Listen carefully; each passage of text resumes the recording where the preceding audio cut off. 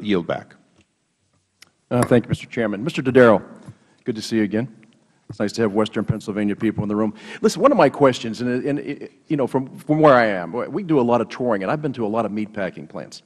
And my question has always been, and I don't understand this, and maybe you can shed some light on this, because we start to talk about duplication and how many people we have in different places checking different things, and a lot of them checking the same things the same time and trying to come up with maybe some type of a lead of how to do it.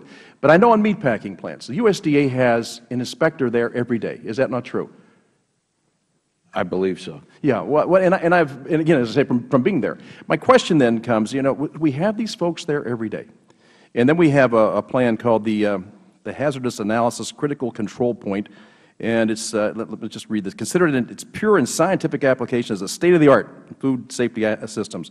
Every meat plant designs their own system in accordance with USDA requirements and must operate successfully under this system. We do not need an inspector at every plant every day. We operate the same facilities, the same systems, whether inspectors are present or not. And I would just say that from what I've done in my lifetime, running footage is a lot more important than snapshots from time to time. So we have these folks in these plants every day, USDA inspectors. They're watching what these people do. In addition to that, we send in another group that comes in to go over what they've already gone over. Now, when that happens, these folks, and some of these aren't large meat processors. Some of these, in cases, small places that have maybe 40, 50 employees. They've got to stop what they're doing and spend a week going over the plan, which has gone over every day with the USDA inspector. And I'm just trying to understand it as we go through this and we see the duplication of this and the cost to taxpayers and really the cost-benefit analysis, where in the end does it serve the taxpayer or the people in those businesses? Could you shed any light on that at all? Yeah, we've pointed out for a number of years that the food safety system is completely fragmented. It's really not operating effectively. There's a need to go to a risk-based approach, and I think that that's where you're pointing out the real need to do that.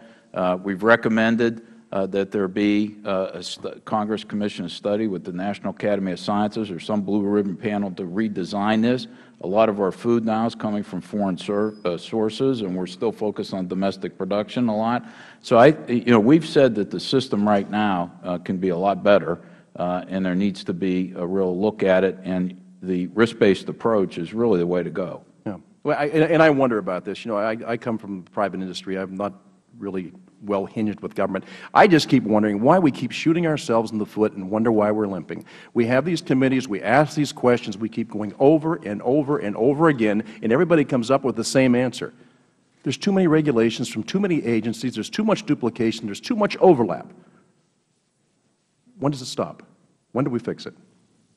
I think you just have to figure out which priorities Congress wants to pursue and stick with it. I mean, I think that there's not a lot of substitute for just rolling up our sleeves and focusing on these areas and making sure we get results. I mean, it requires sustained follow-through. They're not going to. There are cultures and incentives that will keep things in place until they're broken. And the only way that they'll be broken is through sustained efforts by the Congress and the administration in order to do it. Otherwise, it won't change materially. Well, I'm looking forward to working with you, and we try to drive to those same conclusions and get things fixed. Thanks very much. And with that, Mr. Chairman, I yield back.